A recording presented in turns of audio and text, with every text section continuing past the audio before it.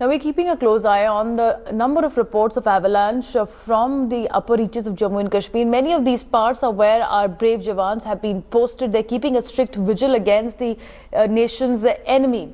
But it's the nature's fury that they cannot match up to. With avalanche warning systems also in place, time and again we've seen loss of our lives and loss of our brave hearts at these posts due to avalanches. We've put together a special report for you. Take a look.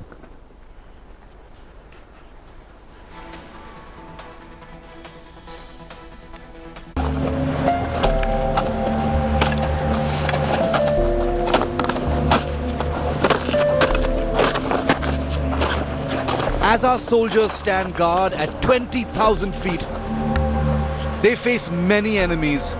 But how do they tackle perhaps what is their worst enemy? Killer avalanches.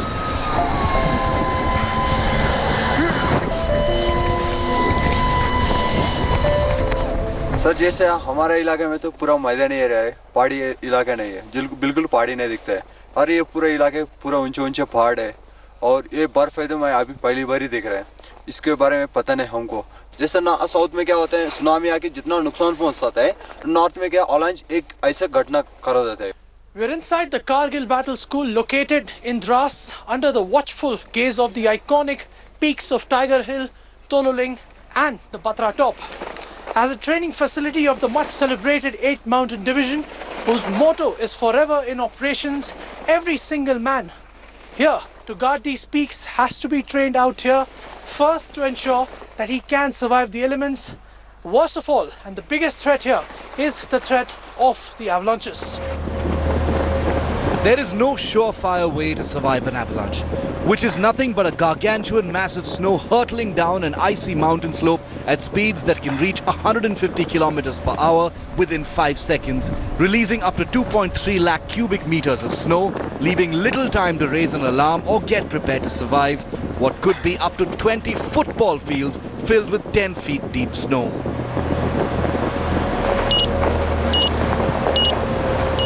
Even though the army has permanent and real-time access to early warning data on avalanches, movement on the ground has to be monitored at every step with every slope they cross, especially around the time of heavy snowfall.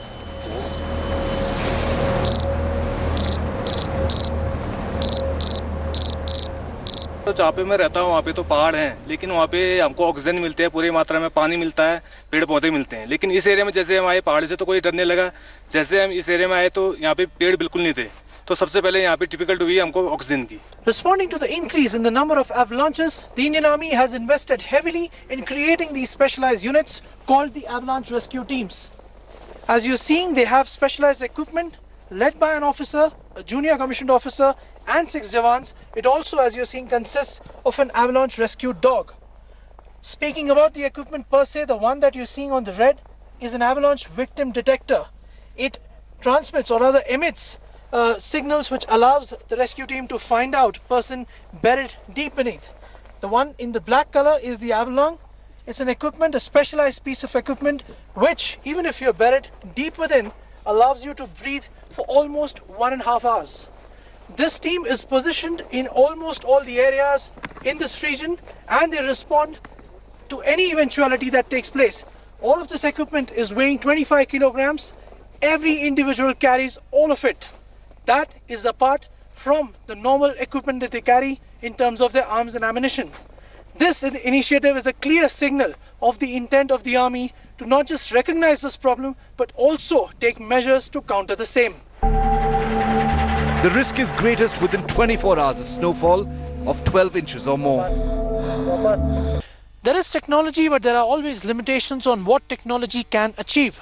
Behind me, as you're seeing, then everything else fails. Then it is the job of the avalanche rescue team to painfully enter areas where an avalanche has freshly hit and probe every single square inch in the hope that they find survivors. This is of course based on the estimate of the place where the survivor was last seen.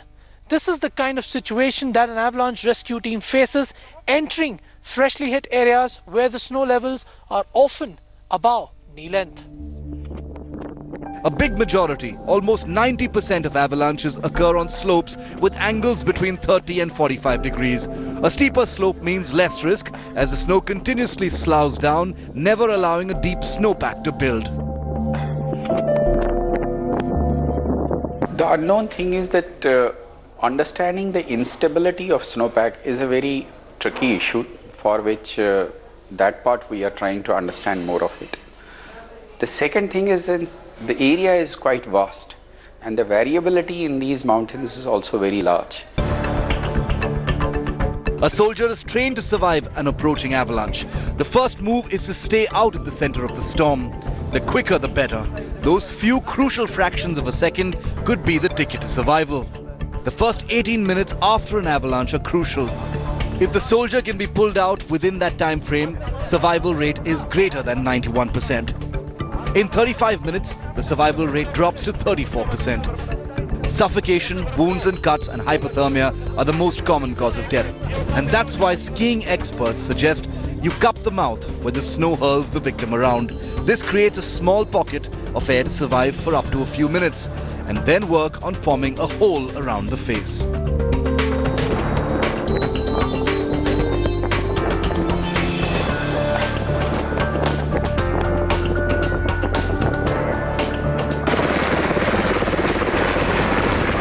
With Shujaul Haq and Jugal Purohit, Bureau Report, India Today.